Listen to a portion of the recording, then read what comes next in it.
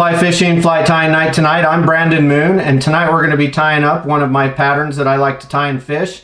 More of an artistic pattern that I tie compared to a lot of others, but I really enjoy tying it. I call it the USO, Unidentified Sinking Object. This is a Rubberleg soft hackle version of this nymph, and it's a great attractor pattern, searching pattern. You can fish it as a caddis or a mayfly and do very well depending on the colors that you choose. We're going to tie it in purple today.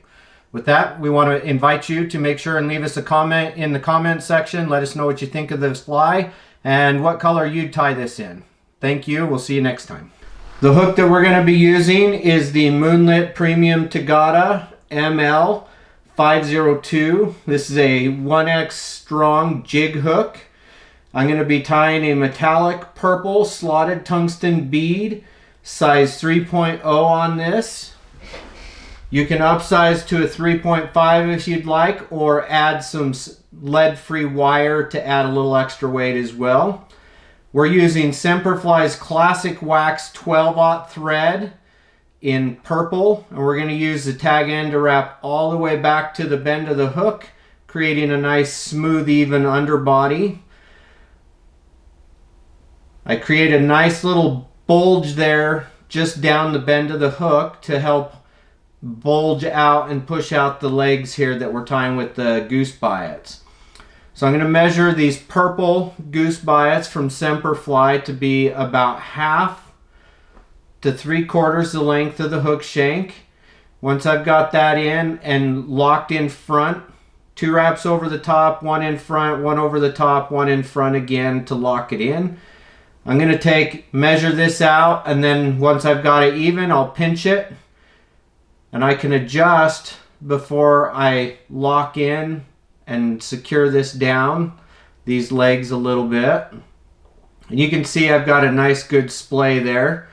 And I'm just making sure I lock this in going in front of the biots so that they don't move and the biots don't adjust on me on their own.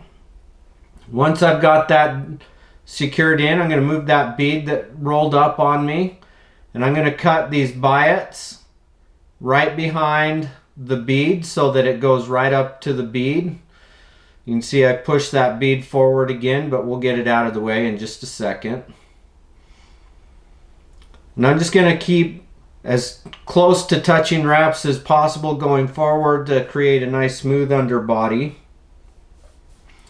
Once I've got up here, I'm going to take a 0.1 millimeter fly tying wire, ice blue from Semperfli. I'm just going to push that up in under the bead in that slot. Use that just like I did my tag end to wrap back to where my tail starts off there. We'll just wrap it all the way to the back there. I'm going to set my wire off into the material clip. Now we'll take Magpie's Wild Barred Turkey Biot. This is a premium turkey biot. And I'm going to moisten that up. And then I'm going to tie that in with the translucent side up and the ridge side down. The tip is going to be all the way up to the bead. And this is just going to help create that underbody. Now I'm going to create a taper going forward and backwards a couple times. On a size 14, I generally like to do 3 stages to my taper. So I'm going to go 2/3 of the way back, and then 1/3. And then, well, we'll go 3/4, 1/2, and then 1/4 of the way back. Once we've finished, we'll half hitch that. My favorite hackle pliers to use on turkey biots or biots is the Loon Ergonomical hackle plier. I'm just going to grip that. And I didn't quite get my wire long enough to sit in my material clip, so it's going to wrap a little bit. But you can see that the ridge part of this is on the back side, and that's why I wrap with the ridge side down. We'll wrap this all the way up to the bead, and I'm just going to secure this on top so that I get a nice clean cut on this. So over the top a couple times in front, over the top a couple times, and then lock it in place in front. My razor blade's a little bit dull here, but I like to use the razor blade to cut out my biots. This is on the rougher side, so I'm going to swap it over to the other translucent side that's a little duller, and we're just going to snip that out with the razor blade.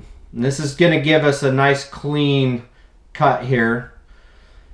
We'll finish tying that down with some pressure when we do it. Now I'm just going to take my wire and I'm going to wrap it up in with open spiral wraps going in between those ridges on the biots. And I'm just going to take my time and wrap this. I'm not in too big a hurry so that I get it nice and clean. Again, we'll wrap this all the way up. We're going to wrap it up into the bead. I'll secure it off with a couple wraps over the top. Pull it in front. Locks it in. Helicopter. The 0.1 millimeter is really easy to get to come off. The helicopter is a nice clean way to do it as well. So now we've got that done. We're going to go about a bead's length, so about a quarter of the way back on this. And I'm going to take some purple Moonlit pine squirrel dubbing, and I'm just going to put that on my thread there, nice small dubbing noodle. And this is just going to help flare out my legs here when I tie them in.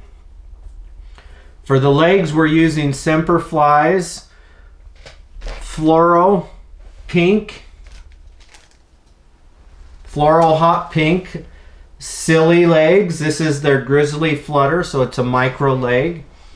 And I've just taken it and cut it in half. And I'm just going to place and measure that out so that it goes back to the tail point there and secure that down. You can see it just kind of flares out there with that dubbing I put there. I'm going to take the other half and do the same thing. And if you actually cut this into fourths, you have less to mess with at the front there. So we'll secure that down as well. And at this point I can take and lock it in front, and then I can adjust my legs to sit where I want them. I don't want them facing up. I want them facing kind of out the side of the fly there. Once I've got them in the right place, I'll put a little bit more purple pine squirrel dubbing. And I'd rather do a few extra steps than put too much on there. It's easier to add a little more than take some off. I've got a pretty big clump there. I'll pull some of it out. We'll just make sure that secures on there. We're going to do a wrap in between just to help get a little bit of body in between the two legs. Now you're going to see I'm pulling the legs rearward and wrapping and using the dubbing and my thread to help maneuver these legs from going forward and kind of rearward a little bit. I'll take and trim out so that the legs are the same length on both sides.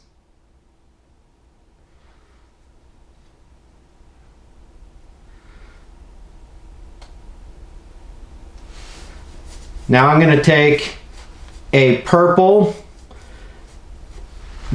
this is an Indian hen neck badger dyed purple. I'm going to prep this by taking all the fluff off the bottom, and then I'm going to create my tie-in point.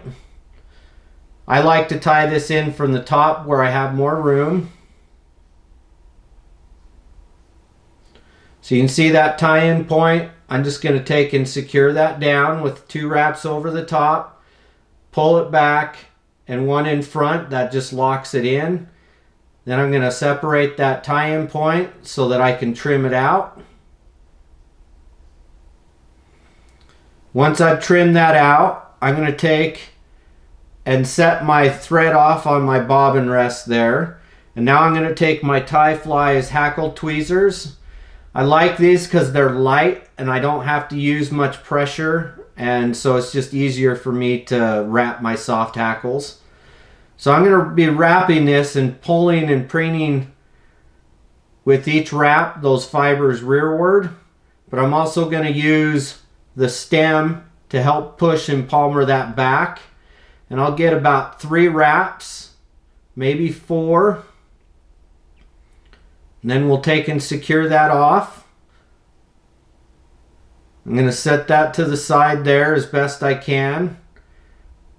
Pull the fibers back. I'm just going to take, eventually I'll take this because it's just not going to sit there like I like it to normally. So we're building up a little head. Normally I wait till I finish, but again, my razor blade's a little dull, so I'll take my scissors and just trim that out here and get it out of the way. So I can finish up my fly. We'll pull that back.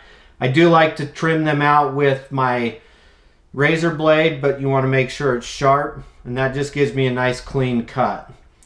To finish this, I'm going to take a little bit of Loctite super glue. I like the brush on applicator.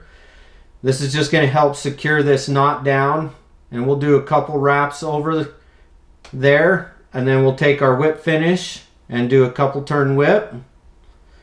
And this whip is going to seat into that glue we just wrapped on there as well. Use our snip tool on the end of that, and there you have